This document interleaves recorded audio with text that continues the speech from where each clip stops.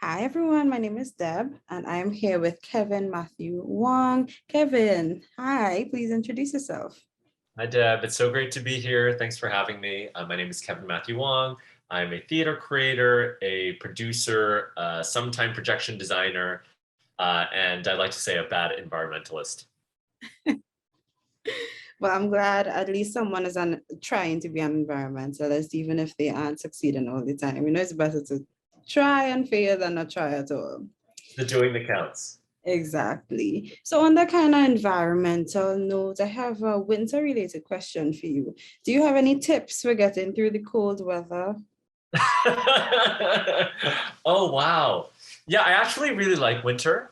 I think that a good tip is probably hmm, don't completely avoid going outside. I think it's good to have context of the season that we're in. And there's definitely lots of things that we can appreciate that only happen in this season. Hmm. Fresh snow is one of those things, I think. Um, Trying to the fun of trying to navigate a path through 3 foot piles of snow could also be it, and also getting some good warm drinks too. Yeah. Yeah. Yeah. What's your favorite beverage? Is it like coffee or do you have like a certain type that you like? I could go for like a good tea, or Hmm, like if it's a really cold day, like hot chocolate. nice. Yeah, you? Uh, I will drink icy cold Oh, drinks really? in the winter. Nice. So tell me a bit about what you're working on. So I know you're an artist and you're also an administrator. So tell me like what are you focusing on right now and what projects do you have going on? Totally. So I have a few projects going on. I guess to start as a producer, I produce at a company called Why Not Theater. And at Why Not, I lead our stream that's called Make. And that's the stream that really contains the most, I'd say, traditional parts of our work, in that it's a model in which we are producing work that is our own artistic concepts. So the two projects on the horizon for us this next year. One is that we're planning to do a tour of our show Prince Hamlet, which is an adaptation of Hamlet that actually features ASL throughout. Um, Through our fantastic lead actress Dawn Janney Burley, who is a deaf artist. And so we're planning a US tour of that. And then the other show that we're planning for is called Mahabharata, and it is an epic production. It's 2.5 hour shows and a traditional Indian meal in the middle. So it's a full day experience, and it's telling one of the most ancient and epic tales there is. So trying to, find the proper, I say, landing strips for projects has really been my producer MO in Mhm. the pandemic. And so those are kind of larger planes that I'm just figuring out how to land. Yeah, Yeah, that is so cool. The project sounds so interesting. I'm definitely excited to see it and hopefully experience it in person.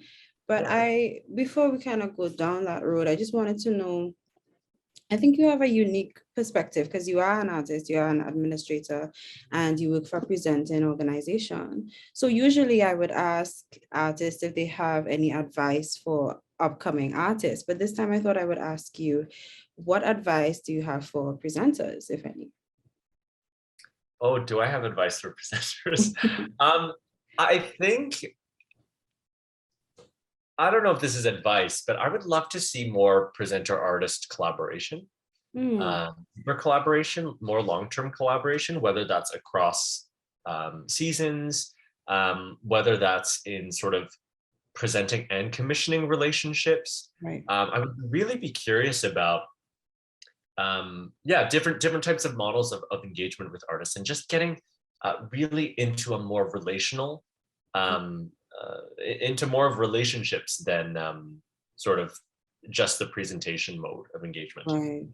Yeah, that sounds like things that OP has been striving to achieve.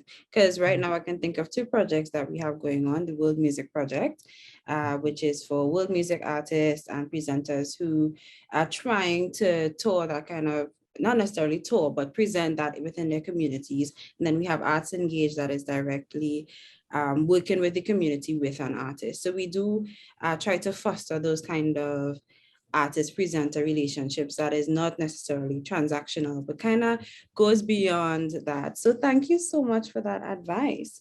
I think this was great. Do you have anything else that you'd probably just like to drop in to our listeners? Sure. If I can take a moment to plug some upcoming projects that aren't that Sure, are absolutely. So one project that we're still touring and that we were lucky to tour to some Ontario Presents presenters during the pandemic. It's called the Chemical Valley Project. And that's a show that I created with my co-creator, Julia Howman, and also two incredible land defenders and water protectors, Vanessa Gray and BZ Gray. And the show is really about the nexus point between environmentalism and reconciliation in Canada. And then another project that I'm just kind of chipping away at is called Benevolence, and it's a show that explores the Hakka-Canadian experience. Hakka is a Chinese phrase. It's a Chinese type of person, and the characters actually translate to guest family.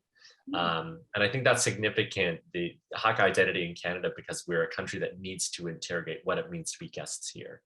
So those are kind of a couple projects that I'm working on, and maybe trying to look for some more touring life in the future. So where can we find out more about those projects? Yeah, so you can connect with us for the Chemical Valley Project at broadleaftheater.com, and you can learn more about Benevolence at kevinmatthewwong.com. Oh, awesome. Thank you so much, Kevin. I'm looking forward to working with you in the future and seeing your work definitely with our presenters. Oh, thanks so much, Deb. It was great to chat today.